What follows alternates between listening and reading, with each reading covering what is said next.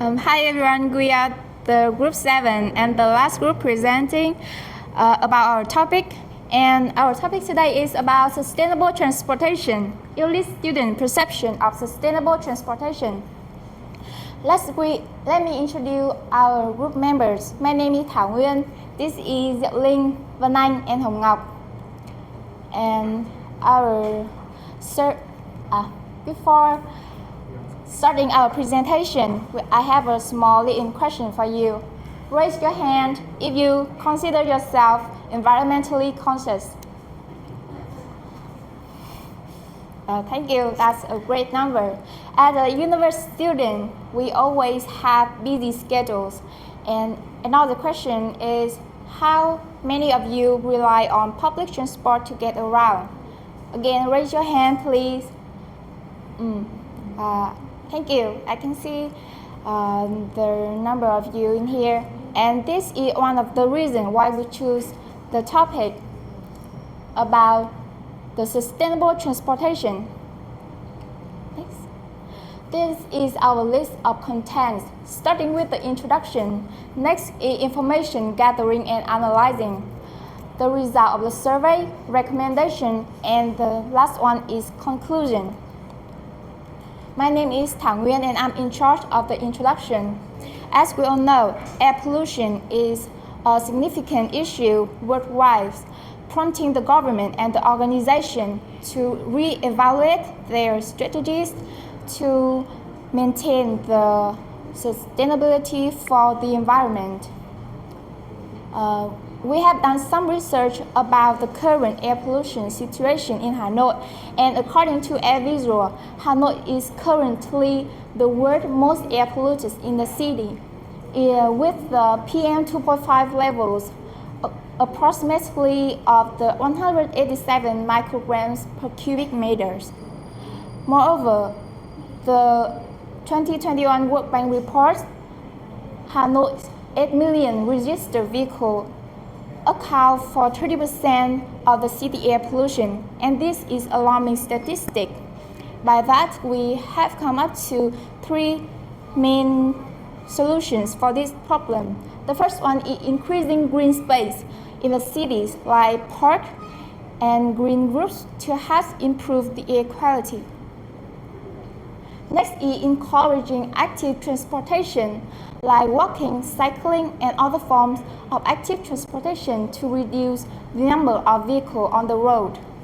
And the last solution, and this is the one we found the most interesting, and we want to focus on this, is promoting public transportation, because doing this we can significantly reduce air pollution, by that lowering emissions. That is the reason why we choose our survey topic about the sustainability of the transportation. And we decide to our targeted interviewee is elite student. And the reason why we choose elite student is they tend to use transportation frequently for several reasons, like social life, extracurricular activities, and for the cost schedules. And because we choose eliters, so that our data firmly relates to unique campus setting and our student demographics. Last, about our ultimate goal of this survey is to develop a sustainable transportation awareness in elites, so not only benefits the environment but also improves the student experience overall. And next, Vân Anh will take charge of the next question. So let's get deeper into the concept of sustainable transportation, especially the definition. So there are 3 factors regarding sustainable transportation according to the Office of Energy Efficiency and Renewable Energy. The first factor is that sustainable transportation produce low or zero emissions to the environment. And the second factor involves the energy efficiency of sustainable transportation. Last but not least, sustainable transportation are affordable so that everybody can get access to them. So let's take a closer look at the current situation of sustainable transportation in Vietnam. So over the past few years, we have seen the emerge in some modes of green transportation in our country, including VinBus and Sang SM. So to specify, Sang SM is a sustainable transportation brand which was launched only a year ago, but it has been drawing enormous attention from a large number of people. So Sang SM stands for Green, Smart and Mobility. This brand provides electric motorbike and taxi services. So aiming to protect the environment by cutting down on the emission to the environment. So last year at the beginning of school year, this brand introduced a service called Sang to School for students so that they can travel to school in a more efficient, safer and more flexible way. So let's move on to our information gathering and analyzing. Our research was conducted based on two major methods, including surveying and interviewing. So first of all, about the surveying, our questionnaire were created on Google Forms and then later shared privately, both privately and publicly, to students and among ULIS community via social platforms like Messengers and Zalo. In terms of the data gathering, we monitor and observe and gather data by the response function of Google Forms and also the table of Google Sheets. After the surveying, we conduct an interview in which we ask some interviewee several in-depth questions so that we can understand more about their perception of sustainable transportation. So after the data gathering, we move to the analyzing. So in this process, we analyze the data, the information, and then group them into three groups. The first one is the general information of the respondent. The second is their commuting habits. And the third one is their perception of sustainable transportation. And the analysis also led to the synthesis in which we draw major features of their perception, which mean generalization, and we also give some possible recommendation regarding the issue. So let's move on to our results of the survey. First of all, let's talk about the commuting habits of ULIS students.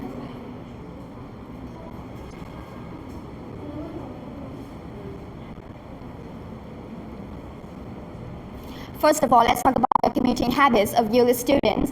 So, as our surveys indicates that the majority of ULIS students choose to use motorcycle to travel from and to campus, which account for nearly 65%, followed by public transportation account for approximately over 20%. So there's a variety of factors that influence students' choice of transportation.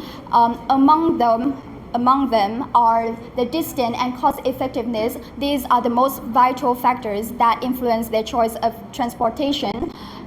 In particular, nearly 80% of students admit that distance influence their choice of transportation, followed by cost effectiveness, accounting for nearly 60%, and other three factors including environmental impacts, safety, health and safety, and cultural norms were evenly distributed. Next up will be presented by Diệu Linh. Okay, I'm Diệu Linh and I will continue our presentation. So to figure out the perception of ULISer of sustainable transportation, we have a question here. Are you aware of the concept of sustainable transportation? And here the result.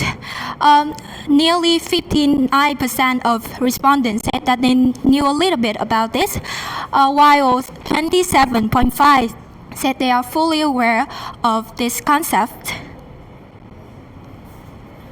So we also want to figure out the user point of view about sustainable modes of transportation impact on protecting the environment. So we can see here, there is half of the respondent rate 5 out of 5, followed by nearly 40% of respondents said that they rate 4 out of 5 for this questions. Next. So in terms of health benefit of using transportation sustainably, nearly 55% rate the highest score, which is 5 out of 5, and 25% rate 4 out of 5 for these questions. However, when it's come to the frequency of using sustainable modes of transportation, next, roughly 39% of students usually use green means of transportation, which is 23.5% use every day and 15.7% use several times a week, while the remains confess that they don't usually using them, maybe once a week, rarely, or maybe never. So through three current charts we have shown on the slide, we can go to a conclusion that a significant portion are partly or fully aware of sustainable transportation. 86% of students know about its merits in terms of environment protection, and approximately 80% know about its positive impact on human health. So it reflects the high consciousness of user in particular, as well as the young generation in general, about sustainable transportation. However, according to our survey, only 39% of students use sustainable daily or maybe several times a week. So it highlights the value-action gap. So what is value-action gap? In this case, value-action gap is when the student, they know about its benefit, they value their sustainable transportation, but they face some practical barriers that prevent them from using it. So let's find out the barrier of frequent usage of green transportation. According to our question, what are the barriers to using sustainable mode of transport for you? We can see a lot of reasons here, but the most popular one will be the lack of infrastructure, such as bus lane, cycling lane, or maybe the lifelong habit of them, such as reliance on personal vehicle, or maybe it's come from the expensive cost or time consuming. We also require user to suggest some improvement to encourage people using sustainable mode of transport more frequently. And you can see here, the most highest bar is improved infrastructure as well as enhanced quality of sustainable transportation. The thing that we find the most surprising is the willingness to support the sustainable transportation from user. Nearly 90% said yes, they are willing to support sustainable transportation. So this data prove that they understand their environmental responsibilities and they are open to adopt new and greener transportation options. So the next part is recommendation will be presented by Hồng Ngọc. My name is Hồng Ngọc and my chair proposes some recommendations to promote people commuting sustainable transportation on their daily. Firstly, about the shortest and degradations of cycling lanes and the sidewalk. We recommend that replanning by lane network and the infrastructure instead of sharing the lane with other vehicles that are unsafe and having the speed differences can ensure the safety and accessibility. What about the sidewalk? The government should expand the sidewalk to accommodate the pedestrian traffic and strictly manage the sidewalk edges to minimize the illegal parking and the commercial activity in the pavement. If the government can address the problem, people can have more chances to access to both forms of sustainability.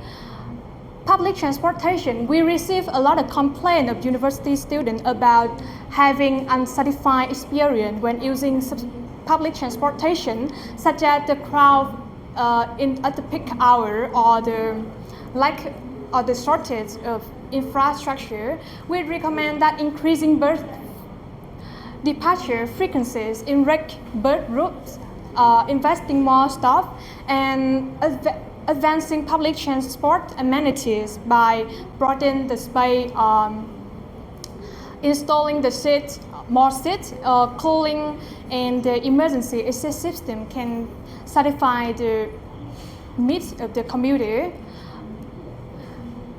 Electric vehicle is one of the targets of the government when encourage people using sustainable transportation due to mitigating the climate change and improving the urban air quality. Electric vehicles have various potential, like it's efficient, small, comfortable, less pollution compared to fossil fuel power vehicle, economic and fast charging. But this means of transportation still struggle with some problems, such as the lack of charging station, the safety when charging the battery. What should the manufacturer and government should do to address this government? Manufacturers should innovate safer and faster charging, also the longer lasting battery, and distributing the widespread charging station in all locations, while the government can offer more incentive for special pupils like the university student or the official. Fund more manufacturers to help them develop their technique and their product. Let's move on to the conclusion. Our survey aimed at to find out the potential and barrier of infrastructure, barrier of introduce sustainable transportation on the daily. As a result, we will give some recommendations to encourage people to prioritize sustainable transportation over private and fossil fuel power vehicle. By implementing these strategies, we can work together to create a cleaner and a healthier urban environment. So that is the end of our presentation. Let's move on the Q&A section.